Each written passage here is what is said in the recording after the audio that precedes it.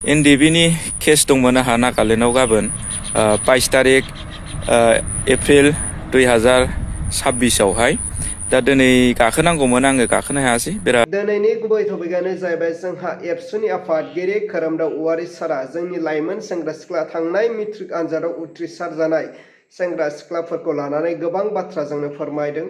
बेजोंनो लोगोसे नोंथांमोना गोबां भिडिअ क्लिप्सखौ नुनो मोनगोन। दा नोंथांमोना गासै भिडिअ क्लिप्सखौ नायनानै लाग्रोदो।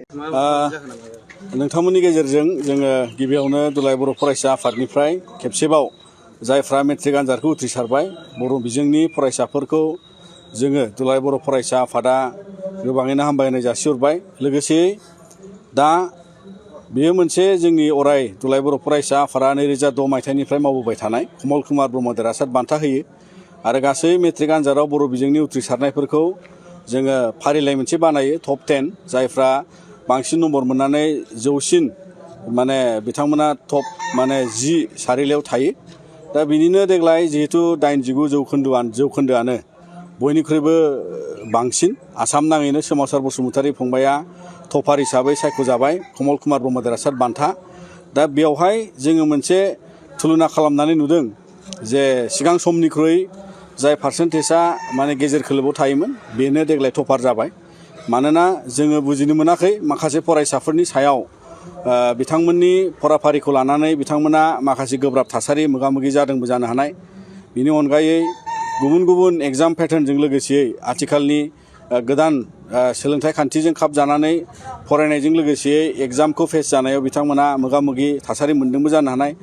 नाथायबा समाज आरो जोंनि बड'लेण्ड ओनसोल आरो आसाम नाङै जाहाथे बयबो समाजनि साननो गोरों फोरोंगिरि बाहागोजों लोगोसे दिथागिरि बयबो फरायसा हान्जा जाहाथे जों इयुनाव साबनानिफ्राय हामनासिन खालामफिननो हायो आरो बेजों देग्लायनि मेट्रिक आनजादाव जोङो मिजिंथियो जायफ्रा बेबायदि मोजां नम्बर लानानै पास जाबाय बिथांमोना उन समावबो गुन गोनां सोलोंथाइ लानानै बर' माहारिनि थाखाय आसाम हादोरनि बड'लेण्डनि थाखाय बिथांमोना सुबुं धोननि आंखालखौ सुफुंगोन आरो बेबायदिनो अराय सोलोंथाइखौ लांबाय थानानै जाहाथे गेरेमसा बर' माहारिजों लोगोसे जौगा हादोर दाफुंनायाव बिथांमोना मदद होगोन। जोङो माखासे बिथिंजों साननांगोन समाजारि बिथिङाव जोंहा गोबां सम जोंनो फरायसाफोरनि थाखाय हेंथा जाथाव माखासे थासारि सोमजियो। जोङो नुनो मोनो जोंनि ओनसोलफ्राव गोबां सम बेफोर थासारिया गैलामोन। नाथाय थांनाय 4-5 दानाव जोङो नुदों जे जोंनि बड'लेण्ड ओनसोलाव बिसेसकरि मेला होनाय लोगोसे जुवा आरो गुबुन गुबुन रोखोमै रंजा बाजानि बायदिसिना थासारिया फरायसाफोरनाव गोहोम गोग्लैदों नामा बेखौबो जों बयबो सन्देह जाबाय।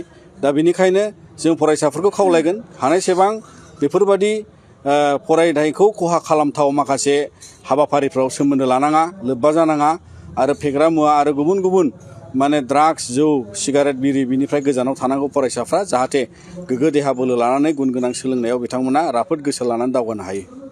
एनडिबिनि केस दंमोन आंहा नागालेण्डआव गाबोन 22 तारिख एप्रिल 2026आवहाय दा दिनै गाखोनांगौमोन आङो गाखोनो हायासै बिराद समस्यायाव गोलैनानै दङ आङो मानो होनबा दाखालिबो थांनो हायाखै।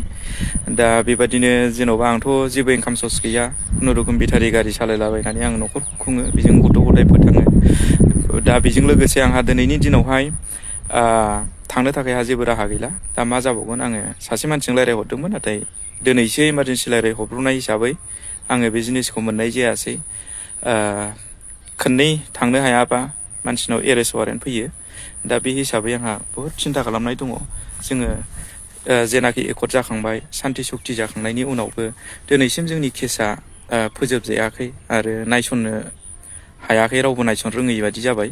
मानो होनबा बेखौनो सिन्था खालामना आं दिनै बुंदों एनडिबिनि केसखौ बै बिटिआर एकर्डनि गेजेरजोंनो फोजोबनांगौमोन।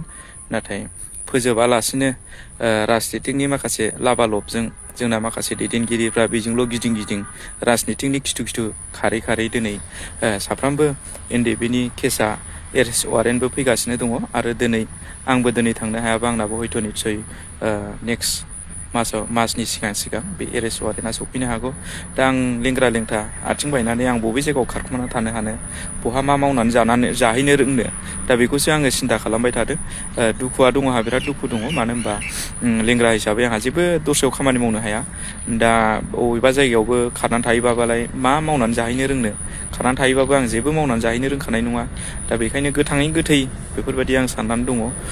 फैबाय थाथोंसै मा जायो। गाबोननि दिनखौथ' आङो एटेन्ड जाहैनो हानाय नंला। दा नेक्स्ट टाइमावहाय मा रोखोम खौराङा सफैयो बेखौसो मिथिसिगोन।